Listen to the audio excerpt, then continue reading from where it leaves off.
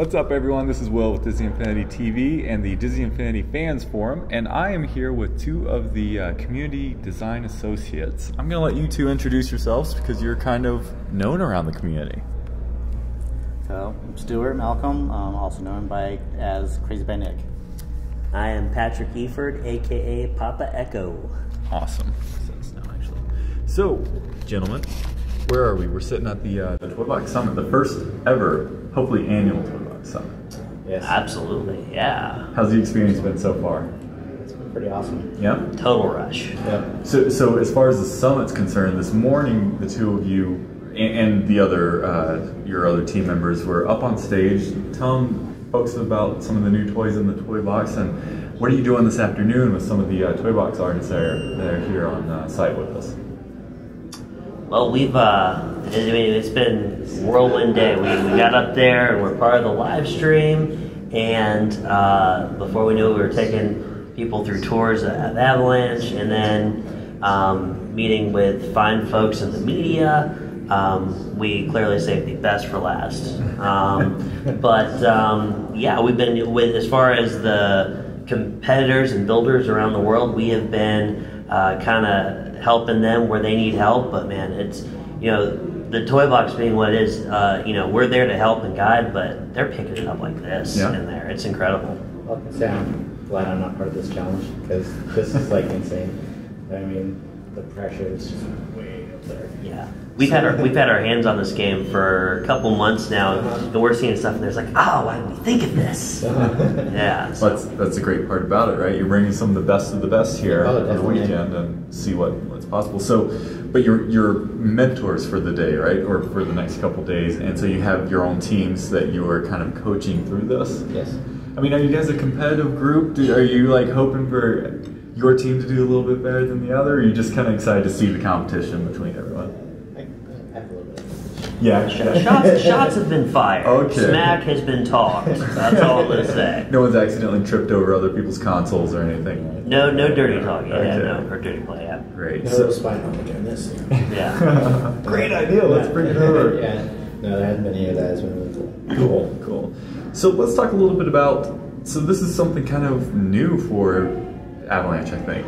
So the two of you have been hired on to work with the group. You got hired on because you're some of the best community builders, and now you're actually working on the game. Can you tell me a little bit about what your role is like currently and future plans for what you're doing? Our day in day out, we have the dream job of working in the Toy Box. I love where our physical office is in the Avalanche building, because we are smack dab between the art department and the programmers, so we get a little taste of everything. We're also close to the kitchen, so we get a taste of that too. But we get to work in the Toy Box every day, and kind of, I know our goal is we really want to help educate the community on all the new features in 2.0. And we also want to make sure that we are pumping out a ton of awesome content, user-generated content, not only to inspire people, to show that, builders like these guys in here, these are things you can pull off of the Toy Box, but, also, give your average player who may not feel like building on, daily basis, something to play in, for sure. Anything to add to that, Stewart? Yeah, at all. So my perspective,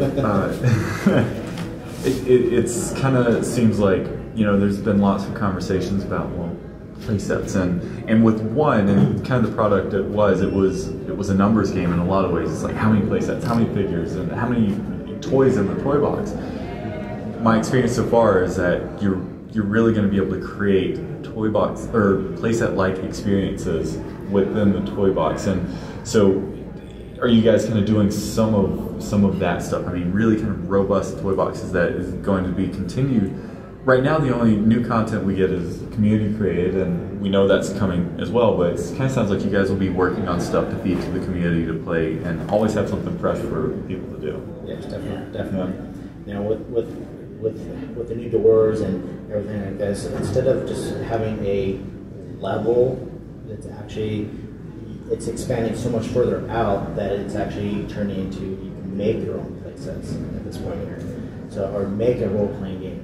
You know, it can expand so much further out now than it used to be just limited to just one small space. Yeah. We and definitely that line between playset and toy box is definitely starting to blur, I think. And you know, we one of the greatest things I know, one of the greatest lines I heard on my first day of work. We're sitting around at lunch and they're talking about, you know, Stewart's working on a Spider-Man level, and Tyler was brave enough to work on the Guardians level, even though we hadn't seen it at the time. And I remember Chad, our team leader, was talking about, he's like, "You're cool doing Avenger stuff, right?" I'm like, yeah, it's like the coolest thing you could tell someone to do. But, you know, I was trying to figure out what I want to build, and I remember I got to, you know, we were lucky enough to, I was able to play through a big chunk of the Avengers playset, and I remember thinking, okay, how can I continue this story? And I think a lot of people in the community are going to really kind of get that same feeling, especially when you have, you know, a movie like Guardians come out. You know, those are characters that are fresh and new to people.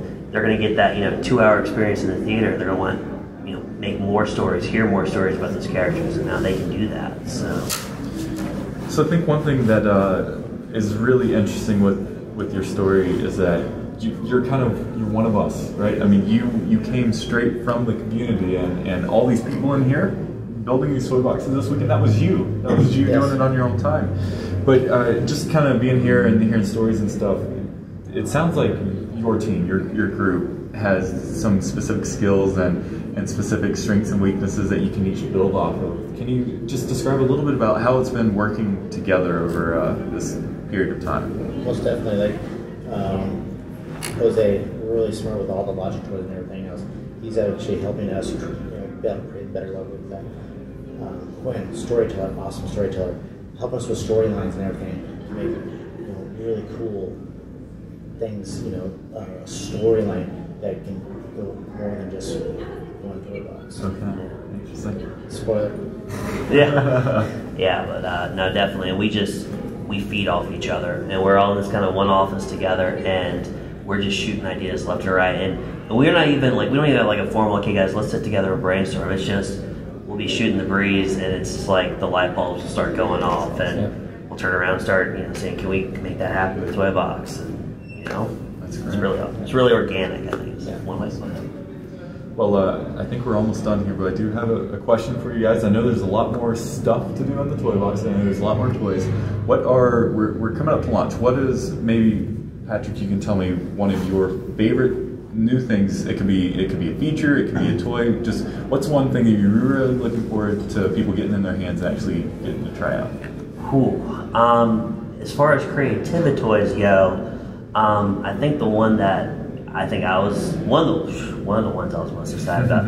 You know, you're going through all the toys for the first time, and there's so many wow moments, and it's they really listen to the community. They really value that feedback, and you can just tell when you look through those items and all that. But I think the one creative toy is the randomizer, and just you can create the same level you can play through. You can give it different experiences. So the levels you built can now have a lot of replayability to them. I actually told Will this when we were hanging out the other day, but my favorite vehicle in the game, we've seen the flying bed. There's been speculation on the internet that that's the bed knobs and broomsticks bed, but it actually is modeled after your bed. I think that's what we're saying. So it's my favorite backdrop. Okay, well, I'm glad I can make such an impact, and that's my contribution. There you go. Yeah. Oh yeah. All right. So now people just send in your request, and I'll make sure it's in the background when we're doing podcasts, so maybe we can see it. I think for maybe the next installment we'll get the Jason green screen maybe too. It'll be awesome. Random kids just running. Yes. Awesome. Well, thank you for that. I'm excited to see the randomizer in action. So. Yeah. Stuart, what about you? What's one thing that you're really excited to? Actually, the gameplay is actually a pretty awesome tool. To be able to, a collection, you know, we used to be able to do collections and stuff like that before. This thing brings it to a whole new level, being able to do collections, but not just collections, it's also battles and different things like that they can do within this gameplay. So that one, you know, it's a whole new game with that. Really? Okay. Interesting. I'm not very good on the toy box, so one thing I'm excited about with 2.0 is really the accessibility that's been done to kind of help people who may not be the most creative, like me, I guess, is what I'm talking about myself, but, you know, just a starting place. You know, here's an idea, and like take this and then kind of run with it. And well, the cool thing that the guys did was creating these templates when I came in. And templates, I didn't quite understand what that meant at first, and then they started creating these, and I'm starting to see these, and it's like, wow, that's really cool. You can just plop this down, all the logic's everything there. You just move things and add to and change it if you want to, the things too, but it's basically already there. Yeah, and then the nice part too is that you can place it down, but it also has, when you place it down, there are elements of that template that explain how it works. Yeah. So not only, you know, down the road you use that template enough times, you get familiar with it, you can start incorporating that in other ways. You can build, adapt it. It's educating you on those toys wow. there, so you're able to use it in other different ways. So maybe it wasn't initially intended for that template, and moved to a different realm. That's exciting. That's really cool. Well, gentlemen, do you, I know you have lots of friends out there. Is there anything you want to say before we end things, or should we just go ahead and call it? Just keep building, even if you're not winning challenges or anything, just keep doing it. You evolve with the game. The game evolves, you evolve. The more you do, the better they're going to get. Yeah. What he said.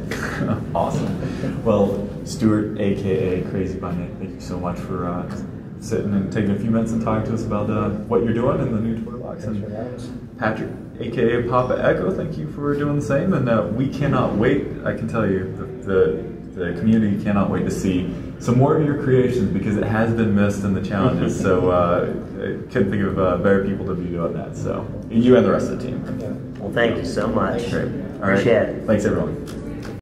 Sitting here again with Stewart, CrazyByNick, and I'm curious. So you've been here the longest as a toy box artist, community member. What? Sorry. Community level designer. Community level designer. So you've been here longest of one of the community level designers. And what was one of the first things that you worked on when you first got here?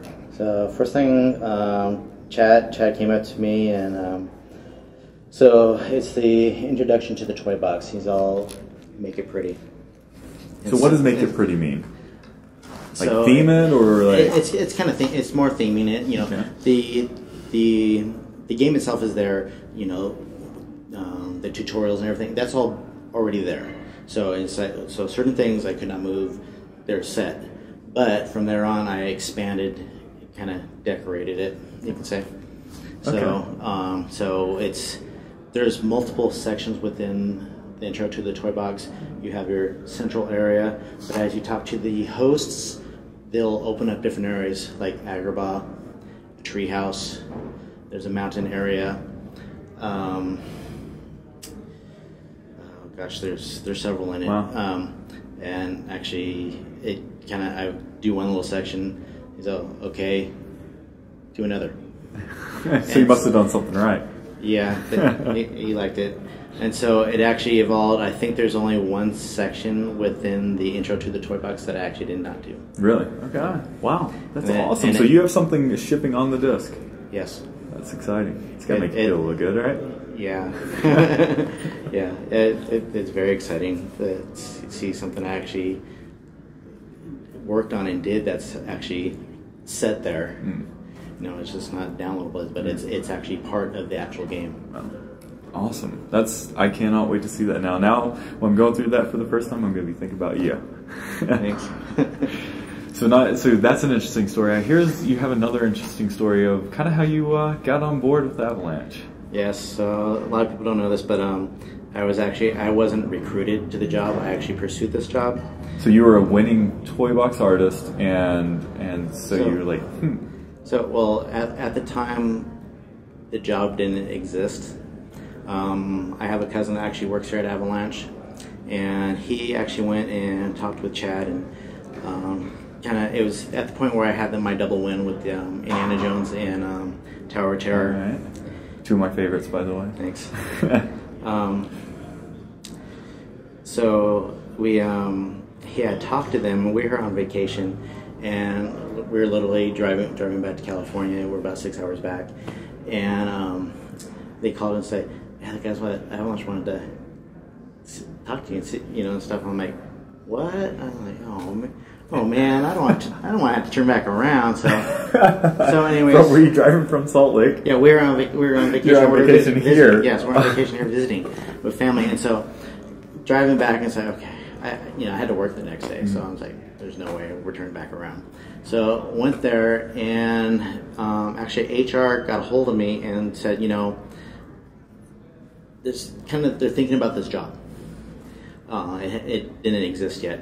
And so what they had me do is apply for a different job. I don't have any computer background or anything, gaming, none of that. I manage a ski rental. Okay. And ski mountain bike rental. And so they called us and said, just get your name in the system. So they said, just apply for this one job. And I'm like, seriously, I don't qualify for this job. Right. So, okay, so I just did that. Got my name in the system. And so told them that, I'll be back in, I think it was 2 weeks. So we came back, scheduled time, drove back again, basically just to do, I didn't know it was going to go this far, but just to even get to see in the building and everything, it was kind of like, oh my gosh, yeah. cool, just like everyone here was like, it's exciting to go see the Avalanche studio. And so did that, and so it was kind of funny. They brought me in and put me in this one conference room, so I hadn't seen anything yet. And literally, several of the artists and everything, I'm at the head of this table, and they're surrounding, and I was like, what is going on here?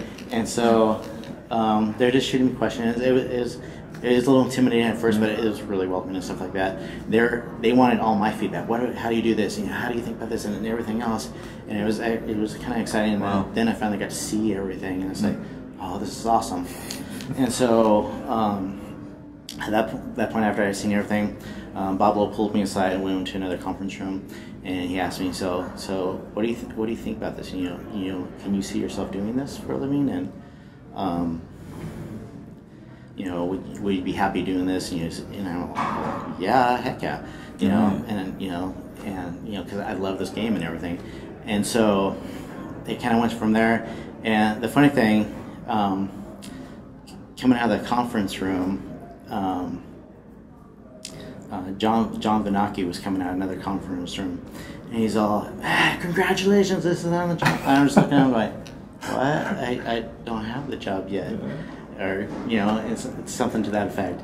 And so went back home, and HR contacted me again, made me an offer. They said, you need to apply again, because they actually created the job around, kind of around me. Okay. Wow. And then, wow. Yeah.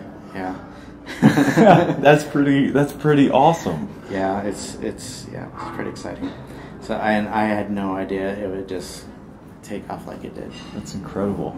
I literally, I'm kidding you not, but I got chills just sitting here like listening to the story, because it's the dream. And it is. And it's funny, when I first got hired, John Vanaki sent me an email. I won't go specific what he said, but basically he called me Cinderella. And it is kind of the Cinderella story for me. Totally is. But it's also interesting because it's kind of symbiotic, if I may use that term, is that it created an opportunity for others, but it's still, even though I think it definitely opened some doors for others, and right. I'm very happy that this was able to happen. The guys that I work with are just incredible. I'm so blessed and happy that they were able to do this. So. That's great. And you're still able to give back to the community, which, I mean, it all starts from love in the first place, right? Yeah. And that's where it got you where you currently are, and you're still able to kind of still be a part of that, which is awesome. Yeah. So, wow. Yeah. Well, Stewart, that's an incredible story. Thanks. You deserve it, and that's just really, really awesome. So, wow. Yeah, I'm glad I'm able to share, and I'm generally a shy, quiet guy, and so I know a lot of people, and just telling my story, I'm kind of embarrassed by it, but there's nothing to be embarrassed about, because it's awesome. Yeah, it really is. And now you're here a mentor, so yeah, cool. This has just been awesome. Great. Stewart, thank you so much. This has been really cool. And you are, I'm so glad I've got to meet you in person and everything. It's been awesome. Well, so I was just about to say, too, for those that don't know Stewart, you're an awesome guy. You're showing me some stuff the other day, and it's just like, oh man, this is so cool. It's kind of seeing, because I see you guys are just as excited as I would imagine the first day. I mean, Yeah. we were in here and like looking through stuff, and you're like, oh, you got to see this, and you got to see this, and I'm like, it's you know, we went through our excitement when we went through all of it, but now seeing everyone else get into it, it's like, yeah, it is exciting. Then so soon. Then I'm like, I can't wait I want to see what you built. Right. That's cool. Well, again, Stewart, thank you so much, and I know everyone here is just excited that you're a mentor and you're showing them some stuff, and I'm sure people out there are excited to see what you're up to now, and can't wait. Is there going to be any way that for the stuff you guys create? I mean, are there any single Toy Box experiences that are going to be released that could have like CrazyByNick sign there, or is it all just collaborative? And I don't know. It'll be all right. I'm not exactly sure how that's going to pan out. Well, we will wait and see. So either way, we know that you're going to have your hand in that as well as the other Toy Box designers. So awesome. Well, thank you so much. Thanks, everyone.